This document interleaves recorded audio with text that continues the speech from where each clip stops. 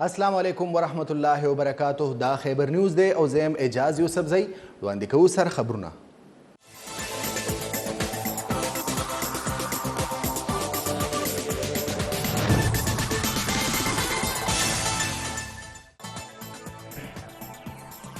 مشیر اطلاعات خیبر پختونخوا بیرسٹر سیف ویلي دي چې اپریشن عزم استحکام اعلان دوران وزیر اعظم پوره وضاحت نه پیش کړی چې له وجې غلط فهمۍ پیدا شوې دي.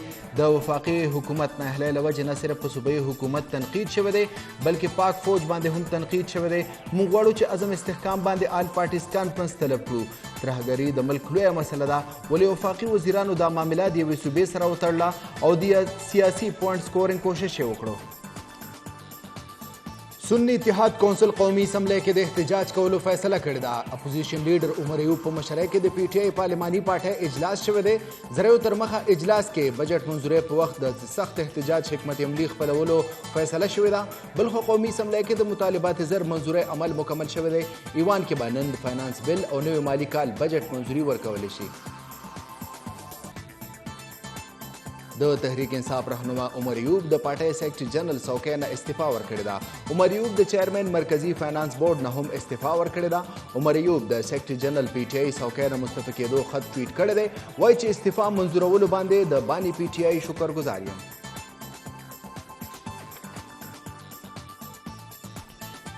عمر ایوب د تحریک انصاف جنرال سیکرټري عهدې نه استعفا باندې د شیر افضل مروت رد عمل مخې ته راغلی.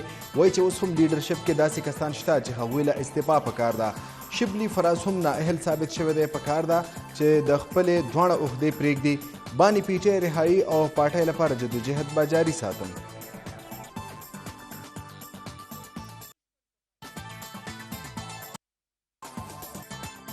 پختونخوا کابینې د 9 مې پیښو عدالتي تحقیقاتو لپاره د جوډیشل کمیشن جوړولو منظوري ورکړې ده.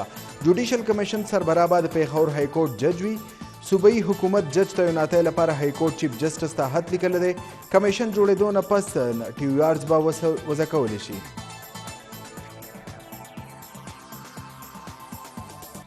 پنشن سکیم کې شوی مجوزات ترامیم تفصیلات مخې ته راغلي. مجوزات ترامیم مطابق د پنشنر مرګ وروسته به 10 کالو پورې د هغه خاندان ته پنشن ملاویږي ولې حادثاتي طور باندې ریټایرډ کیدونکي سرکاري ملازم ته به 18 کاله عمر پورې پنشن ورکولی شي. مجوزات ترامیم مطابق رضاکارانه ریټایرمنټ باندې به 18 کاله عمر ته رسیدو پورې د پنشن نه هر کال 3 نه تر 20% پورې کټوتي کولی شي. وزیر اعلی علي امین ګنډاپور خیبر پښتونخوا کې په نوې برتو باندې لګولې شوې پابندۍ ختم کړې دي. د سی ام سکریټریټ له طرف نه چیف سیکرټري د وزیر اعلی د فیصلې نه خبر کړی شوی دی. دې لړ کې چیف سیکرټري ته ډیپټي سیکرټري کوارډینیشن محمد هاشم لخوا نه مراسله لیږلې شوې ده.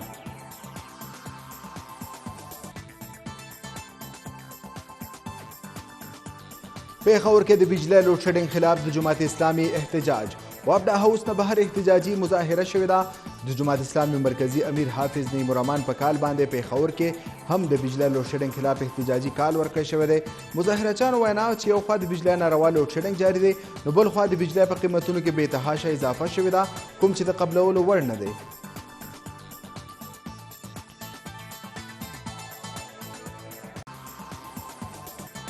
پېښور پهاړي پوره پولیسو د یوې کاروۍ دوران قتل، اقدام قتل او مشهور قبضه مافیا بشمول په نورو سنگین مقدماتو کې مطلوب 4 ملزمان نیولي دي.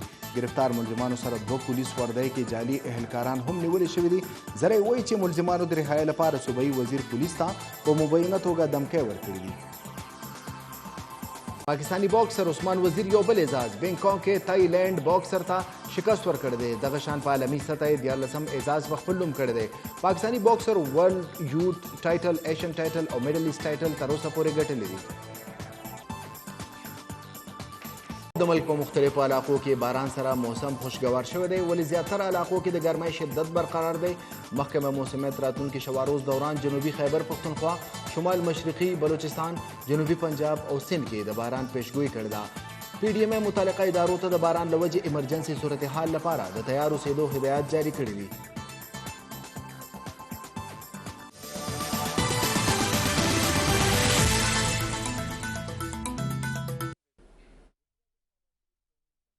اجلاس ته خطاب کوي. راځئ چې وګورو. کے عوام پاکستان کے بڑے بہادر غیور عوام ہے. خوبصورت صوبہ ہے. جی میں اناؤنسمنٹ کہنا کرنا چاہتا ہوں کہ گروپ آف اسٹوڈنٹس اینڈ فیکلٹی ممبرز فرام گورنمنٹ. جی بات کیجیے اورنگزیب صاحب. جی جی اچھی ناؤ پٹ دا موشن ٹو دا ہاؤس. یہ جھوٹی قسمیں کھانے والے آپ اس پہ کوئی بات کرنا چاہیں گے؟ جی اورنگزیب صاحب آپ جو ابھی ڈسکشن ہوئی ہے اس پہ مختصراً کچھ کامنٹ کرنا چاہیں گے؟ جی جی سو اسپیکر صاحب تھینک یو. آئی تھنک وی شوڈ اسٹارٹ ود جو اس وقت میکرو اکنامک کنڈیشن ہے اور ہمیں فیکٹ بیس پہ بات کرنی چاہیے کہ اس وقت ہمارا کرنٹ اکاؤنٹ ڈیفیسٹ کتنا نیچے آ چکا ہے.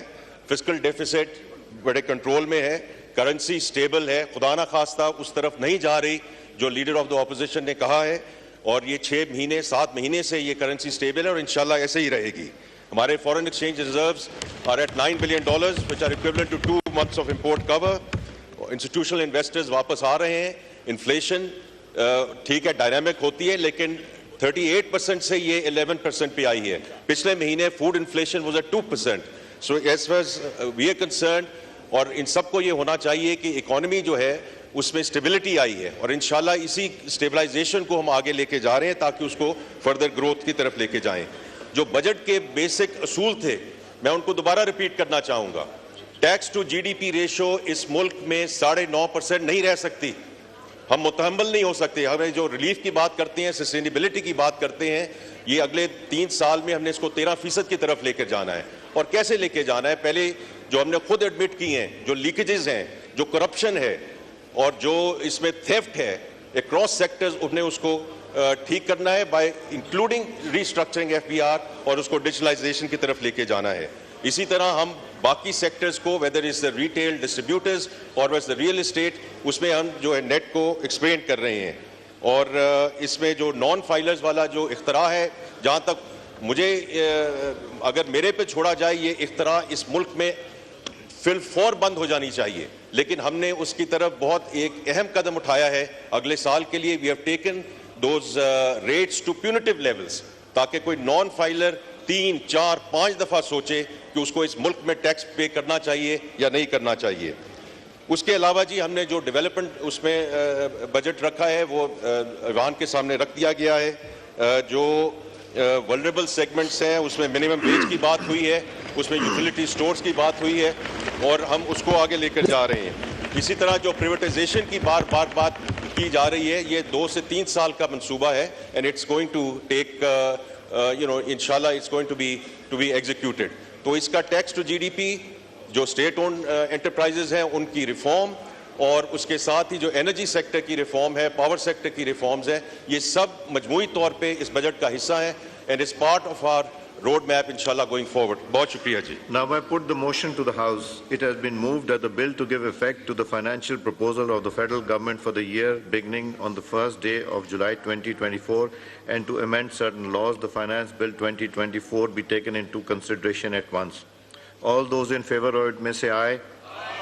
All those against it may say no. I think ayes have it. Consequently, the motion is adopted. Clause by clause reading. Insertion of clause 1A. There is an amendment of insertion of clause 1A standing in the name of Muhammad Aurangzeb, Minister for Finance and Revenue. Now I call upon Minister of Finance to move the amendment.